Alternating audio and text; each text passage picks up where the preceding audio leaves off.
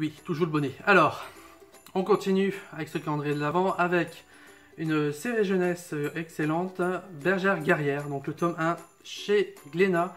Alors Bergère Guerrière, qu'est-ce que c'est? C'est l'histoire de cette petite jeune fille qui veut intégrer donc les Bergères Guerrières, qui en fait est le, qu'on pourrait dire un peu l'armée de son village, parce que en fait tous les hommes capables de se battre ont disparu, on ne sait pas du tout ce qu'ils sont devenus, et du coup les femmes qui sont restées ont dû créer un moyen de se défendre tout en continuant à faire ce qu'elles faisaient dans le village.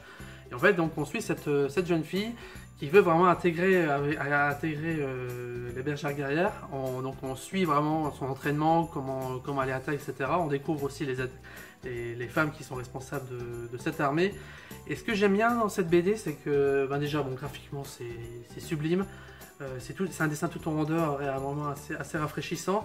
Et c'est que ça s'amuse avec quelques clichés, parce que souvent, dans ce type d'histoire, où on peut avoir une armée, par exemple, d'hommes, qui est interdite aux femmes, et du coup, on a l'héroïne qui va essayer de s'intégrer par tous les moyens dans cette armée. Et là, c'est l'inverse, on suit donc l'héroïne qui arrive à l'intégrer plutôt facilement.